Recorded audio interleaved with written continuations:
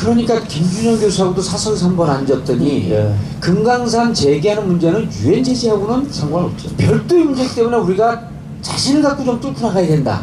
이런 지적을 한 번 하더라고요. 예. 개성공단도 유엔 제재로 닫은 것이 아니라 박근혜 전 대통령이 어느 날 갑자기 닫아버린 거잖아요. 그렇죠? 지금 시계를 한 20년을 되돌리면 이제 안타까운 장면이 있었는데 2000년도에 클린턴 예. 대통령이 평양을 방문하겠다라고 하는 보도가 있었단 말이에요. 그러다가 재선이 안 되고, 그런데 책을 봤더니 바이든 시대 한반도의 길을 봤더니 의장님께서 바이든을 평양에 초청하라. 예. 아주 극적인 제안 아닌가요? 그러니까 지금 한반도에는 줏대, 결기, 속도 세 가지가 필요합니다. 뭐냐, 내 문제다라는 주인의식이 있어야 되는 거고요. 결기가 있어야 되고, 그리고 자, 넉 달 뒤에 대선, 그리고 내년 11월 요 시기에 미국 중간선거가 있습니다.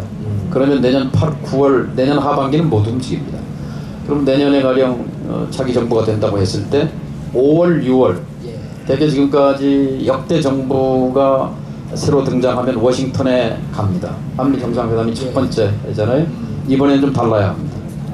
저는 판문점이 적지라고 생각합니다. 북한 지도자하고 만나야 합니다. 왜냐하면 미국을 방문하기 전에 북한 지도자를 먼저 북한 지도자를 만났으면 만나서 좋겠다. 비핵화 의지를 확인하고 이걸 가지고 바이든과 협상해야 합니다. 바이든한테 갈 때 빈손으로 가지 말고 보따리를, 그렇죠. 선물 보따리를 갖고 가자. 남북이 통할 때 미국은 한국의 말에 경청합니다. 예. 그리고 미국과 통할 때 북한은 우리의 말을 듣게 됩니다. 지금 이 내용이 녹화가 되고 있으니까 이재명 후보에게 반드시 전달하겠습니다. 예, 그래서 가령 3월에 이재명 후보가 당선되면 5월 취임까지 2달 동안 부지런히 움직여야 합니다. 예. 그래서 그림을 만들어야 합니다. 물밑 협상을 해야 되고. 그림을 만들어서 판문점에서 만나자. 자, 북도 답답하잖아요 지금. 예. 예? 삼중고에 휘달리고 있죠. 코로나 있죠. 제재에 시달리죠. 경제는 나쁘죠. 뭐. 자, 여기서 헤어날 방법은 결국 우리의 손을 빌리지 않을 수 없어요. 그래서 판문점에서 실무 정상회담을 통해서 미국에 가지고 갈 메시지는 핵심은 그겁니다. 어떻게 북한 비핵화에 관한 의지와 그 스케줄을 갖고 있는가에 대해서 확인하고, 그리고 이미 답은 또 나와 있어요. 실패한 하노이 때 스냅백이라고 예. 톱니바퀴를 이렇게 뒤로 못 돌리는 거죠. 그렇죠. 그러니까 일단 비핵화에 착수하면 뒤로 빠꾸 못한다 이거죠. 그러면 제재 완화해줬던 것도 취소한다라는 건데, 실제 하노이에서 2019년 2월 하노이에서 만났을 때 트럼프는 그 제안을 김정은 위원장으로부터 받았을 때 받을 생각이 있었어요. 예. 근데 그걸 못 받게 흔든 사람이 볼턴입니다. 볼턴. 존 볼턴이 참 우리에게는 그 사람이 94년 제네바 합의도 찢어버린 사람이고, 2005년 9.19 공동성명도 찢어버린 사람이고, 19년 하노이 합의도 방해한 사람이고, 하여튼 뭐 대단한 악연을 가진 인물이에요. 그런데 지금 이제 그 백악관 보면 바이든도 외교주의자, 그리고 바이든의 외교안보 보좌관 설리반도 외교주의자. 그런데 그럼에도 불구하고 미국 전체 정치 상황을 보게 되면 네오콘이라고 하는 보수의 극렬 보수들이 여전히 대통령을 쥐고 흔드는 그런 경향이 항상 있지 않나요? 민주당 정부가 들어서도. 미국의 기득권 외교 엘리트, 기득권 외교 집단의 노선은 이제 말하자면 이런 거예요. 힐러리 클린턴이 언젠가 그런 대통령이 될 뻔한 사람인데, 미국의 어떤 그 세미나에 가서 이런 얘기를 한 적이 있어요. 북한이 저렇게 미사일 쏘고 나쁜 짓을 많이 하는데 한편 생각하면 나쁠 것도 없다. 우리 국익에는 나쁠 거 없다. 뭐 이런 얘기를 솔직하게 털어놓은 적이 있는데요. 민주공화 가리지 않고 미국의 국익이라는 관점에서 보면 사실은 현상 유지가 답인 거죠. 현상 타파를 하려고 하는 트럼프의 노선이 굉장히 위태롭게 보였던 건데요. 그러나 어쨌든 지금 이 한반도 문제, 북핵 문제는 미국의 바이든 정부로서는 중국의 봉쇄라는 대전략, 상위 전략의 하위 전략으로 들어가 있는 거거든요. 우리로서는 이 하위 전략으로 지금 전락해 있는 한반도 문제를 중국 봉쇄로부터 분리해내서 이것을, 근데 이제 하나 기회 요인은 이거예요. 바이든은 이렇게 말했습니다. 중국과 협력할 것이 있고 경쟁할 것이 있고 대결할 것이 있다. 협력할 것은 기후변화, 감염병, 북한 핵 문제, 이것은 중국과 협력할 분야다. 대결할 것은 무역과 기술이요. 경쟁할 것은 대결할 것은 지정학과 그리고 가치의 문제다. 이렇게 정리를 했단 말이에요. 그렇기 때문에 바로 북핵 문제는 중국과 협력 사안에 들어간단 말이에요. 그래서 지금 우리가 부지런히 뛰어다녀서 요 다음 정부에서 미중 남북 사자회담을 만들어야 합니다. 사자회담, 북미 회담을 돌리고 사자회담을 만들고 이렇게 해서 차기 정부 때 반드시 저는 종전선언을 넘어서서 평화협정 단계로까지 넘어가야 된다고. 미중 남북 사자회담을 만들자. 예, 협력의 문제다. 그런데 이제 우리 지금 대한민국의 입장과 미국의 입장에 대해서 이제 주로 말씀을 하셨는데 북의 입장이 궁금하거든요. 비핵화의 의지가 정말 있는지. 가끔씩 보면 무슨 삶은 소대가리라고 대통령을 공격하지 않나. 도통 감잡을 수 없을 때가 많이 있거든요. 네. 북의 입장은 어떻습니까? 북은 이제 제가 2005년인데요. 예. 그 김정일 위원장을 2005년 6월 17일 오전 11시부터 오후 4시까지 5시간 동안 만납니다. 만났을 때 핵심은 그거예요. 비핵화 의지가 있느냐라는 거였는데, 아니 미국이 우리를 압살하기 때문에 우리가 살기 위해서 핵을 개발한 거다. 그래서 아니 국제사회가 믿지 않습니다. 결국 중국 궁극적으로 핵을 갖는 것이 이 위원장께서 목표 아닙니까? 아니다. 만일 우리를 정상적인 주권국가로 인정하고 대등하게 상대해 준다면 체제 보장을 해주고 핵을 가질 미국과 적대 관계가 해소된다면 핵을 가질 이유가 없단 말이야. 이렇게 얘기를 해서 제가 3번째 물었어요. 아니 그럼에도 불구하고 남쪽의 국민들은, 남쪽의 정치인들은, 보수 정치적인 사람들은 절대 김정일 믿으면 안 된다. 북을 믿으면 안 된다. 북은 핵을 갖고 말 거다. 이렇게 그때는 아직 핵 갖기 전이에요. 그랬더니 난감한 표정을 지으면서 이렇게 국리를 하다가 내놓은 말이 뭐냐면 조선반도 비핵화는 김일성 주석의 유훈입니다. 이렇게 딱 했어요. 그때 나온 말이거든요. 그 이후에 이제 계속 유훈이란 말이 나오는 건데요. 어쨌든 북이 핵을 개발한 것은 이것과 상관이 있습니다. 북도 동맹이 둘이 있었잖아요.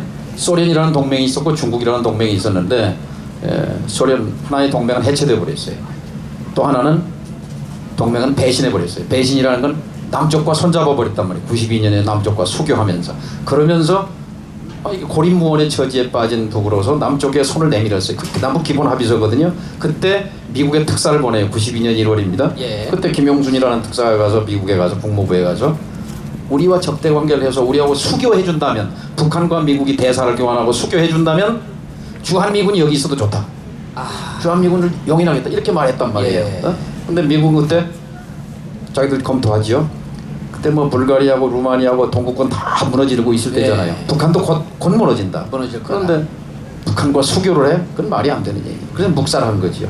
결국 그런 배경 벌써 속에 30년 전 일이네요. 그렇죠. 그런 속에서 이제 핵개발로 이제 질주하게 되는데, 어쨌든 이 주한미군 문제만 해도 우리 국민들은 지금 보수 유튜버들은 이렇게 얘기하잖아요. 종전선언하면 안 된다. 왜냐? 종전선언하면 그 다음에 바로 미군 철수장 내오고, 그렇죠.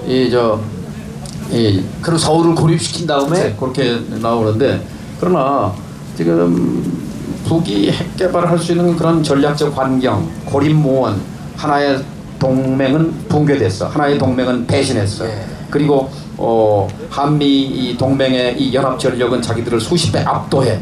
이런 속에서 살아남기 위한 전략은 비대칭 전략 핵이다라고 매달렸고, 그리고 그러니까 그때 3단계 논법이죠.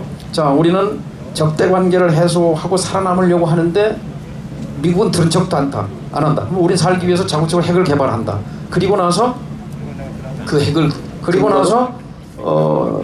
협상의 기회가 오면 그때 협상하겠다라는 것이 이제 지금까지 어쨌든 일관된 전략이었고, 거기에 하나 이제 주한미군 문제는 2006년 김대중 대통령이 가서 먼저 설득을 했죠.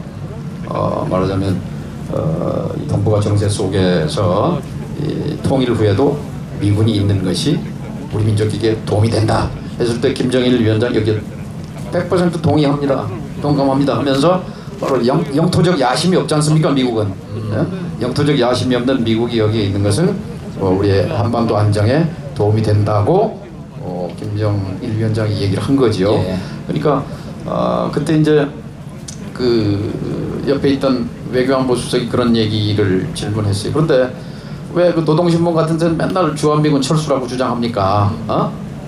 그랬더니 이제 김정일 위원장, 인민들은 거기까지만 알면 됩니다. 예.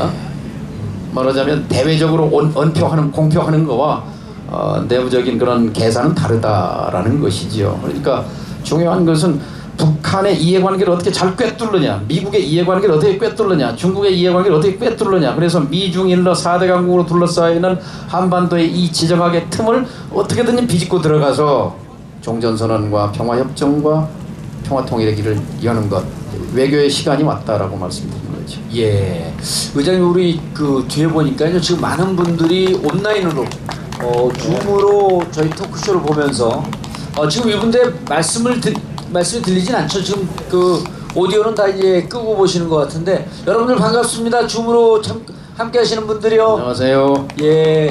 예, 이혜영님, 김지훈님, 이하람님, 정하나님, 위선민님, 대부분이 김원철님, 예. 이미애님, 재현님, 김성희님, 부장님 이거 김준봉님, 이만화님, 보시면서 느끼는 거 영기, 없으시죠? 승대박, 문성국. 예. 예. 대부분이 분들이 지금 직장에서요 예. 땡땡이 치면서 강의 보고 그 토크쇼 보고 있는 겁니다. 그러시죠 여러분? 반갑습니다. 예. 김지훈 민주평통 서울지역 청년위원장님도 함께 하시고요. 예. 정하나님 어디 보고 계신가요? 예, 여러분 반갑습니다. 원래는 이렇게 되면 이제 줌으로 예. 저희가 그 질문도 좀 듣고 답변도 좀 하고 그래야 되는데 몇 가지 질문이 들어왔는데 대표적으로 예. 하나만 좀 그 이걸 듣고 마지막으로 책에서 주장하는 핵심적인 키워드 하나 정도만 정리를 하고 토크쇼를 마무리하도록 하겠습니다. 어떤 분이 이런 질문하셨어요. 그 정말 미국의 입장에서 한반도의 비핵화가 그렇게 중요한 주제냐?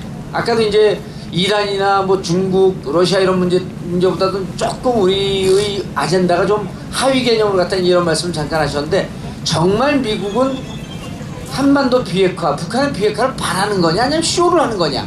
이게 궁금하다고 질문이 들어왔습니다.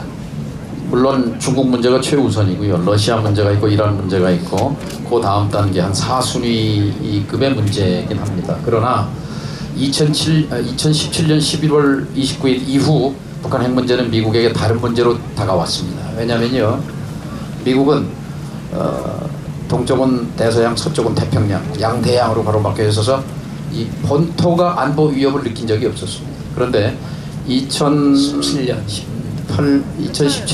11월 말씀드리는 건 13,000km를 날아가는 ICBM을 완성했다고 선언한 예. 그 이후에, 그리고 핵탄두를 지금 작게는 40개, 많게는 60개를 가진 북한, 그리고 2018년인가요?